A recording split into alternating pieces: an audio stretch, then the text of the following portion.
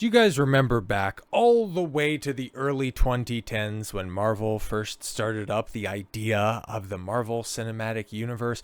Remember how they had somewhat of a strategy to institute a bunch of standalone films to really establish their characters moving forward? Remember how that was just kind of a smart, basic idea, and then it would all lead to this big team-up event at the end of the phase. I don't even know if they were calling it that at that point in time. They were just hoping, hey, we'll put together some good movies, and hopefully it'll pay off at the end. It kind of worked out for them, okay? And so with that blueprint right there, ready to be copied, we have seen failed attempt after failed attempt, but this time around, okay, I keep hearing from from the media, okay, that, Superman, it broke even. In fact, it's going to make $125 million in profit. Sure it is. But it's going to be the first and best example of a cinematic franchise being started off rip and really just bouldering ahead into a bright, new, exciting tomorrow.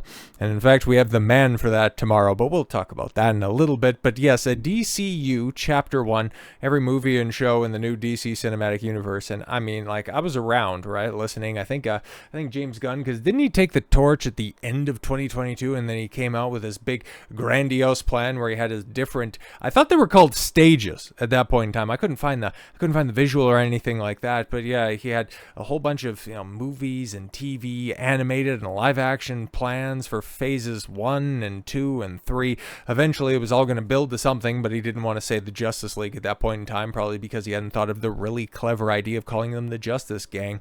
Whatever, man. Where do we sit at this point in time? What are the planned projects? Well, obviously you have Superman. Okay, it came out, and then coming up next is going to be Supergirl, which, oh boy, I can't wait for that to flop spectacularly. And about a year from right now, a year from this week, there's going to be Clayface. Now that one could just simply, by sheer numbers alone, probably be the most successful DCU project, because it has a relatively small budget. I think it's like 60 million or something like that. And yeah, you put that out there, it's probably going to turn a profit. Looking at some of the creatives behind it, it might be good, or it could just end up being, more a DCU slop. But it could end up having a knock-on effect for Supergirl, which could end up tainting this. But it's going to be so diametrically different that doesn't make a lot of sense. And then of course, yeah, then you have Superman 2 already. Now I understand, with phase 1 of the MCU, you had 2 Iron Man movies that are right there, but you also didn't have like a Rhodey War Machine movie or a Pepper Potts standalone project that was interspersed in there. And Iron Man 2 also introduced Black Widow, who would end up becoming integral to 2 big sub-franchises moving forward. But Man of Tomorrow, well, we'll get into the specifics of that. It's just interesting how we're going with that. And then eventually, yeah, because I would imagine by the end of this year, and the way that James Gunn really wants to make it seem like, hey guys, don't worry, my DCU is totally successful. This is why I'm making another movie, and look at all of the stuff that we have in production. It's ready to go. This is a well-oiled machine. Don't look at any like the performance, and I don't really try to take stock about how well the stuff is going. We got Batman, and I'd imagine, yeah, by the end of the year, we'll probably hear about who James Gunn has tapped to play Bruce Wayne. Don't mind the Matt Reeves Batman Part 2 just immediately got fast-tracked into putting a script out there and then getting it into production. Pay no attention to the mildly successful DC project off to the side. No, that's fine. But then you start to get to a little bit more shaky ground. Then you got, well, there was the announcement for Swamp Thing. You got the Authority that has been all but canceled at this point in time.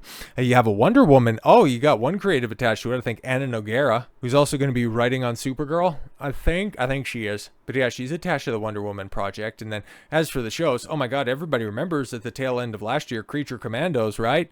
Yeah? No? No? Oh, okay, cool. But Peacemaker season 2, I mean, everybody is checked into that one, right? I mean, it's lighting up the Luminate charts, because you can see it's right there, just under Wednesday, under Hostage, under 2, actually it's under everything, and it's not even reporting, meaning that it has less than 269 million minutes watched, which is lower than any other Star Wars project or any other Marvel project that's out there. So yeah, it's doing really well. It's doing fantastically. You got Lanterns, which actually looks like it has a good cast, and I kind of hope that it's good, but again, could end up being more slop. But hey, you got the Waller show, because the DCU is a complete and total reboot, right? But we still want to keep, certain aspects, at least ones that James Gunn has a familial connection to, or the ones that he likes. But everything's going so great, therefore, even if you don't watch all of this stuff, you know that this franchise is in the right hands, right? It's not like, the box office has been misrepresented by every Hollywood rag that is out there. It's not like Superman is dying on its ass now that it's hit digital, right? Well, Superman's controversial streaming success exposes a big DCU problem that they need to fix. Oh shit, it's actually not. By all accounts, Superman was a hit.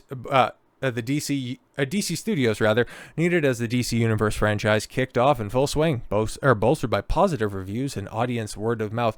Yeah, a whole bunch of angry and bitter James Gunn fans. I'm not even going to say Superman or DC fans at this point in time. Just real James Gunn simps that are out there that if you don't like it, you just hate fun and you're a fucking Snyder bro bigot. And they'll bring up the self-deletion of Zack Snyder's daughter as a justification for why Superman 25 is better. Sick people. But surprisingly, Superman hit, video on demand a little over a month later after it was this huge $600 million success at the box office. Sure. Based on box office performance, one would have expected it to be a massive draw at home as well, but that didn't entirely happen. Oh, what are you telling me? Performed about as well at the box office as it did on home streaming? Oh, shucks, who could have seen that happening? According to Samba TV, Superman was watched in approximately 527,000 United States household during its first 3 days on PVOD platforms. Oof. In a vacuum, that's very strong as a figure. Is it really? Because I don't really know what that means. But okay, in comparison, in 6 days, Mission Impossible: The Final Reckoning reached 618 households. Thunderbolts was watched 449,000 times. Oh, okay, cool. So in half the time, it was watched by 60% of the audience that watched Mission Impossible: Final Reckoning.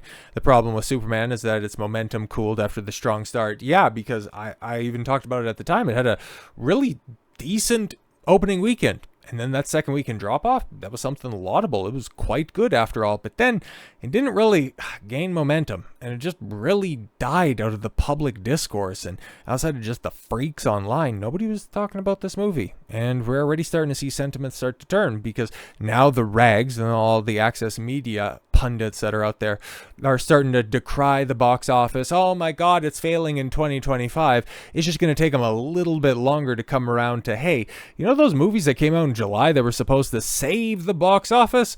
They didn't really end up performing all that well. They're starting to turn on Marvel with Fantastic Four right now, but just give it a little bit more time. Just a little bit more time where they can't tongue wash the shoes of Warner Brothers. If they have a stumble or if there's just a lull in the competition, they'll start to turn on Superman. You better fucking believe it. But yeah, going back to the cooled momentum between August 15th and September 7th, it was watched by 1.3 million households. Oh yeah, so it just died on its ass, huh?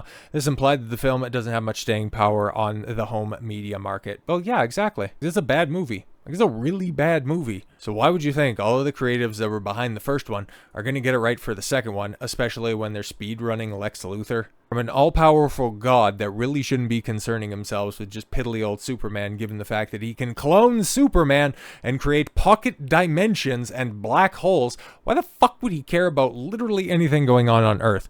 Wouldn't you think that he would have a more intergalactic, multi-universal plot at hand? But no, now he's going to be teaming up with Superman, a guy that he can clone. Like, what the fuck are we doing, man?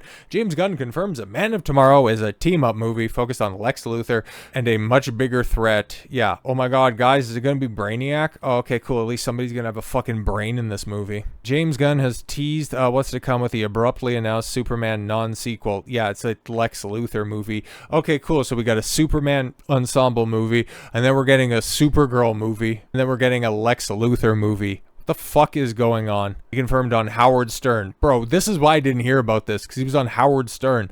That it's a team-up film, and that we'll see Lex Luthor join his sworn enemy in fighting a bigger threat. Yeah, that's not a story that you tell in your second super family saga, whatever bullshit movie you want to call it, okay?